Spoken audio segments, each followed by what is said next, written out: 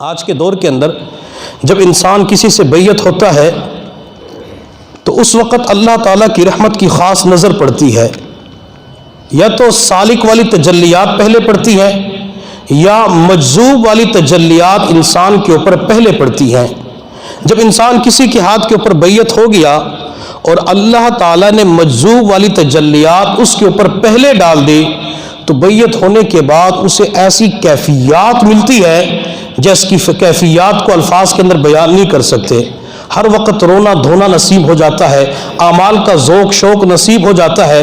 وہ کہتے ہیں کہ بس اللہ کے تذکرے ہونے چاہیے، اللہ کی یاد ہونی چاہیے، اس کے علاوہ دنیا کا تذکرہ نہیں ہونا چاہیے۔ اب یہ بندہ اتنا خوش ہوتا ہے، اتنا خوش ہوتا ہے، یہ اپنے دوستوں کے پاس بھی بیٹھنا چھوڑ دیتا ہے، ہر وقت اسی پیر کے تذکرے کرتا ہے۔ میں تو فلاں نیک بندے کے پاس گیا اور ان کی صحبت نے میری زندگی کو بدل کے رکھ دیا، میری آنکھ میں کبھی آنسو کا قطرہ نہیں نکلا، اور ان کے پاس بیٹھنے کی وجہ سے، تعلق بنانے کی وجہ سے میری آنکھیں بھی نرم ہو گئی، رات کا اٹھنا بھی نصیب ہو گیا، میرے اخلاق بھی اچھے ہو گئے۔ وجہ کیا ہوتی ہے؟ اس کے اندر پیر کا کمال نہیں ہوتا، یہ میرے اللہ کی جو مجذوب والی جذب والی تجلی بندے کے اوپر پڑی ہے، اس تجلی کی وجہ سے بندے کو حال احوال نصیب ہو جاتی ہیں۔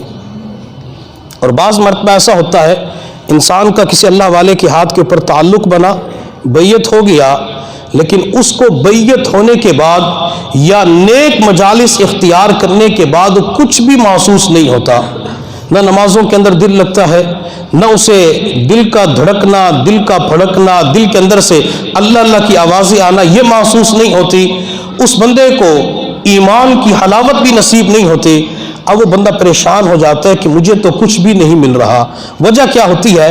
وجہ یہ ہوتی ہے کہ یہ بندہ سالک ہے، اور سالک وہ ہوتا ہے جسے خود چل کے جانا پڑتا ہے۔ اللہ یہ چاہتے ہیں کہ یہ بندہ تھوڑی دیر کے لیے محنت کرے، یہ بندہ تھوڑی دیر کے لیے خود اپنے طور پہ مشقتیں اٹھائے، یہ بندہ ریاستیں برداشت کرے، بس تھوڑی سی مشقتیں بندہ اٹھا لے، یہ عبد اللطف نہ بنے بلکہ عبد اللطیف بنے، اور یہ طالب مولا بنے، یہ کیفیات کا بندہ نہ بنے، کیفیات کے پیچھے نہ پڑے، بلکہ اپنے رب کو راضی کرنے کے لیے یہ اعمال کا اہتمام کرے۔ پھر اللہ تعالیٰ اس بندے کو اپنے قریب کر لیتے ہیں۔ اپنے قریب کرنے سے مراد اللہ اسے اعمال کی توفیق دے دیتے ہیں، اللہ گناہوں سے چھٹکارا عطا فرما دیتے ہیں۔ اس لیے اگر ہم بیعت ہو گئے، ذکر و اذکار والی زندگی گزار رہے ہیں اور ہمیں کیفیات نصیب نہیں ہوتی تو کوئی بات نہیں، پریشان ہونے کی کوئی بات نہیں۔ بعض مرتبہ انسان مایوس ہو جاتا ہے کہ مجھے تو اتنے سال ہو گئے اور اتنے سال کے عرصے کے اندر میری روحانی ترقی نہیں ہوئی۔ اب پتہ نہیں لوگوں کے اس روحانی جملے روحانی ترقی سے مراد کیا ہوتا ہے کہ مجھے روحانی ترقی نہیں ہو رہی۔ وہ چاہتے یہ ہے روحانی ترقی سے مراد کہ میں ہوا کے اندر اڑنا شروع کر دوں، میں پانی کے اوپر چلنا شروع کر دوں اور مقدمات ہو جائے تو اس کے اندر میری دعائیں قبول ہونا شروع ہو جائیں، میں رات کے وقت خواب دیکھوں تو صبح کے وقت وہ خواب پورے ہونا شروع ہو جائیں۔ یہ لوگ روحانی ترقی کو مراد لیتے ہیں، حالانکہ میرے حضرت میرے پیر و مرشد فرماتے ہیں کہ روحانی ترقی کا یہ مقصد نہیں ہے۔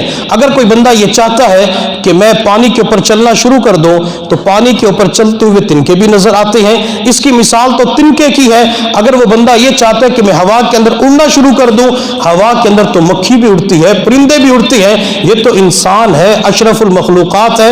حضرت اقدس حکیم الامت مولانا اشرف علی تھانوی رحمۃ اللہ علیہ فرمایا کرتے تھے جس نے پانی کے اوپر چلنا ہو یا ہوا کے اندر اڑنا ہو وہ اوروں کے پاس چلا جائے، اور جس نے صحیح معنوں کے اندر انسان بننا ہو تو وہ میرے پاس آ جائے۔ تو روحانی ترقی سے مراد یہ ہے کہ انسان کو اعمال کی توفیق مل جائے۔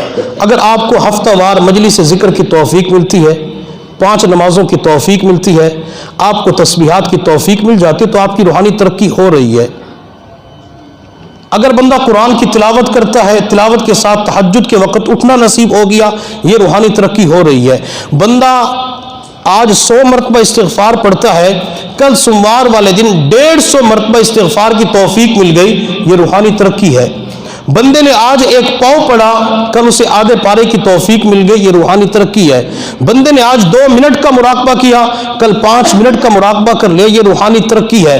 آج بندے کو غصہ زیادہ آ رہا ہے، لیکن کل اس بندے کو غصے کے اوپر کنٹرول ہو گیا، غصے کو برداشت کر لیا، یہ روحانی ترقی ہے۔ پہلے وہ گالیاں دیا کرتا تھا، اب اس کی زبان کے اوپر کنٹرول ہو گیا، وہ کسی کو گالی نہیں نکالتا، یہ بھی روحانی ترقی ہے۔ پہلے وہ اللہ کے راستے میں نہیں جاتا تھا، سروزہ نہیں لگاتا تھا، اب وہ سروزہ بھی لگاتا ہے، شب جمعہ پہ بھی جاتا ہے، گشت کے اندر بھی جڑتا ہے، تعلیم بھی کرواتا ہے، یہ بھی روحانی ترقی ہے۔